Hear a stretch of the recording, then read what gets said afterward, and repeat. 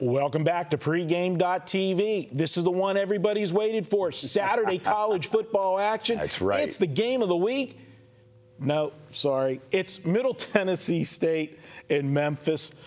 That is the game of the week if I make you money on it. That's all that really matters. That's the beauty of betting sports. It doesn't matter what it is, you know. If you can score, it's good. Kind of like that. Yeah, this is one of those games that I'd call, this is the girl at the bar at 2 a.m. There you go. Okay? But if you can score, all right. But if it's a 24-hour town, 2 a.m. is early.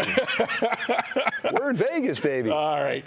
I got to tell you, all right, I look at this game here, and I don't know which way you're going, but I just want to make a couple points about Memphis regarding this game. I was on Memphis last week, and I want to puke. I watched them in the situation. They played bad. Mm-hmm. I was a little bit high on Memphis coming into the season because of the way they closed out last year. New coach, they finished the season, you know, they won their last 3 games. They scored like 35 or more in all 3 games. You know, gave you hope for optimism for the next year. Mm-hmm. But then last week, Duke, they just didn't get it done. And the one thing, and I saw it when I picked the game last week, and now I'm kind of kicking myself for ignoring it. The one thing I'll say is that was their first game, and Duke already had a game under their belt. And they just kind of looked a little bit out of sync. So what I'm trying to say is I'm putting a little bit of a warning label on Memphis is I don't know if this is the same old Memphis or if they needed a game under their belt. This week will tell me a lot more about Memphis, but me personally, I'm not going to be involved in it. Yeah, Fuentes, he did a nice job last year, first year there, and they finished 4-8. So, yeah, some hope at the beginning of the year. But Duke is a team that, like you said, a game under their belt, they've been getting better, and they found a way to win on the road. Now Memphis has to go on the road. Yeah, they're playing a Middle Tennessee State team.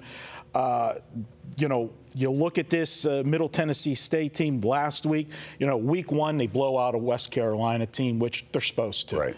Then last week, they stepped way up in class, went on the road, played North Carolina, a North Carolina team that had to be in a little bit of an angry mood after the South Carolina game, because if you're North Carolina, you came out of that South Carolina game saying, we played a lot better than the final score, you know, indicated. But, you know, the one thing that I don't like, and I'll tell you this and I'll kick it to you, these two teams played last year. And last year, Middle Tennessee State was minus 5.5 on the road and crushed Memphis. Now this game opens up this year. The early line opened up, it was like 4.5 for it offshore for just a blink of an eye. Then it opened up 6 here. I got it at 6, right? And then it started to move, you know, 6.5, and there was even a few 7s out there. What do you make of this line being a lot, you know, because compared to last year, this line doesn't make sense.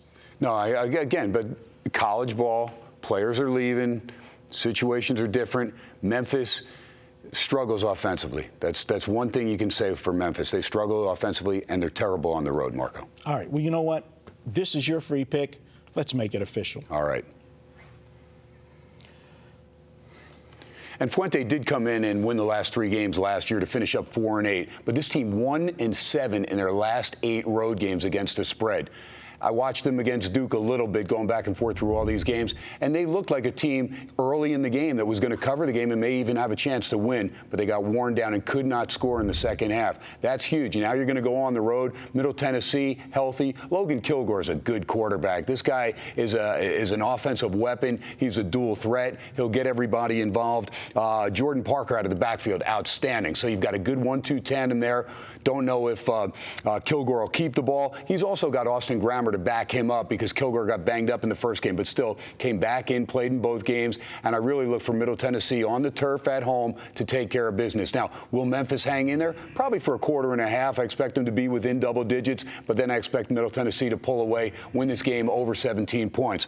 Again, Jefferson, Griswold, 2 solid receivers for Middle Tennessee.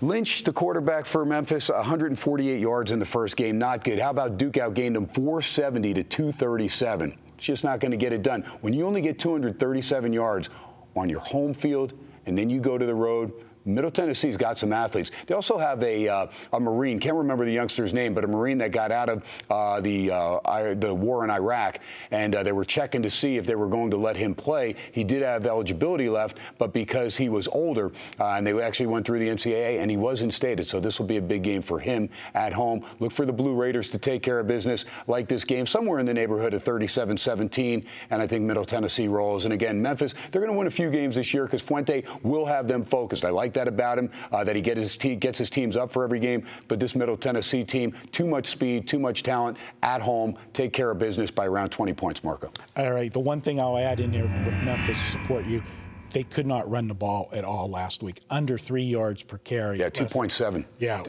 not good at all. All right, that's it. Ken says to take Middle Tennessee State, lay the points on Saturday. We're going to come back next. We're going to head to the NFL, and we're going to start things off with Carolina at Buffalo. A couple teams suffered close losses last week. We'll see who rebounds this week between a pair of 0-1 teams. That's up next, pregame.tv.